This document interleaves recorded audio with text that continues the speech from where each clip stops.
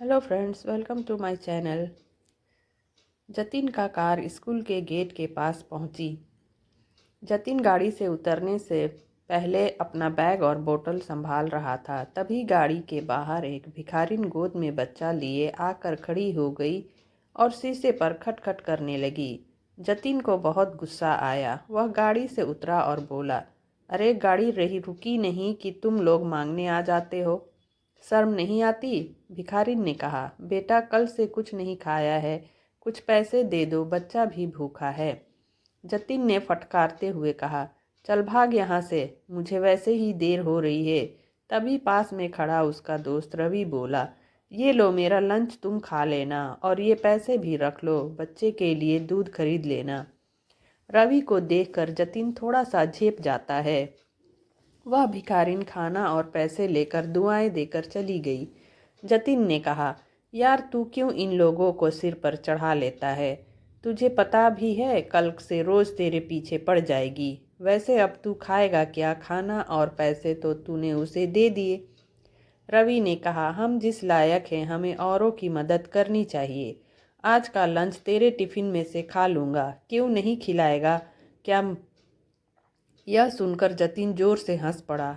उसे देखकर रवि भी हंस पड़ा। फिर दोनों अपनी क्लास की ओर बढ़ गए। अगले दिन से रवि ज़्यादा खाना लाने लगा और उस भिखारिन को देने लगा। जतिन को यह सब पसंद नहीं था। एक दिन उसने रवि से फिर बात की, यार तेरे पास पैसे फालतू हैं क्या जो इन लोगों पर लुटाता रहता है?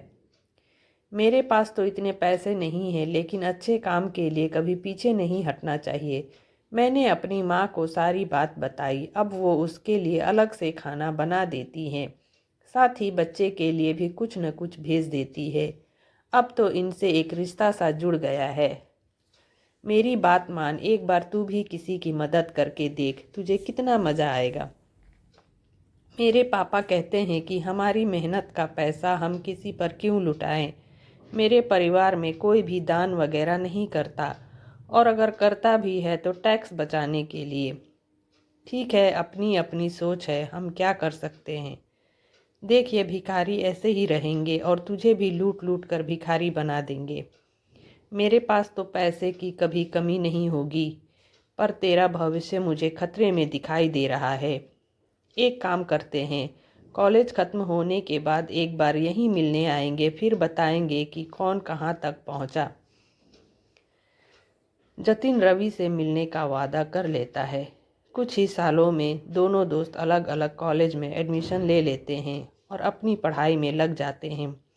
एक दिन जतिन अपनी स्कूल के सामने से गुजर रहा था। तभी उसने देखा कि स्कूल के पास ही एक छोटी सी दुकान है, बच्चों के खाने पीने का सामान बेचने की।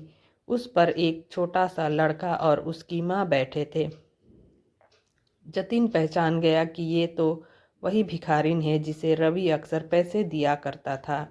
उन्हें देखकर उसे रवि की याद आ गई, लेकिन वह उसे कहाँ ढूंढे। कुछ ही देर में वो अपने ऑफिस पहुंच जाता है। ऑफिस में उसका मैनेजर जतिन से मीटिंग करता है। सर, आपके पापा के जाने के बाद पूरा बिजनेस ही बैठ गया। एक गलत साइट पर बिल्डिंग बनाकर सारा पैसा डूब गया।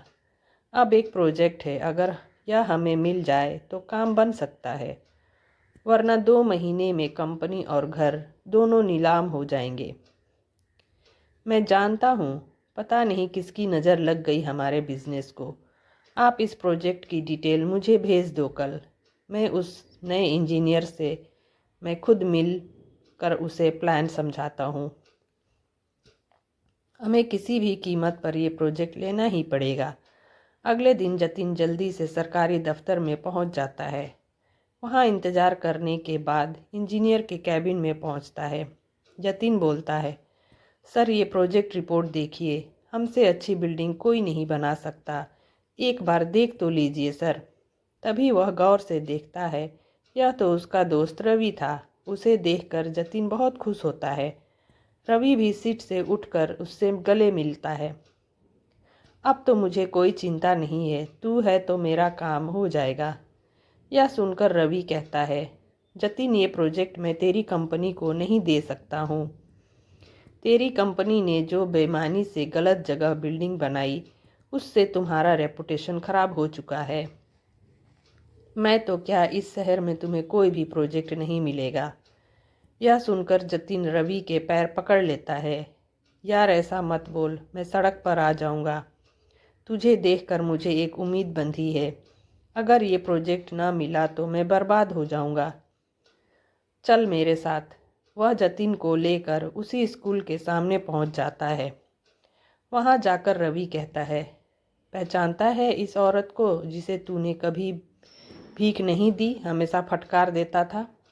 मैंने इसकी थोड़ी सी मदद की और आज ये दुकान पर सामान बेचकर अपनी रोजी रोटी चला रही है।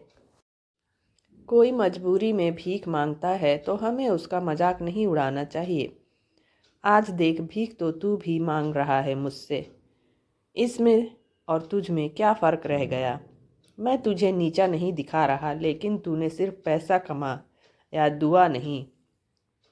आज वह भी तेरे पास नहीं है। जिस पैसे पर तू घमंड कर रहा था, आज उसी ने तुझे बर्बाद कर दिया। यह सुनकर जतिन की आंखों से आंसू बह निकले। वह बोला, हाँ तू ठीक कह रहा है। मेरे परिवार ने कभी किसी की मदद नहीं की। यही शिक्षा उन्होंने मुझे दी।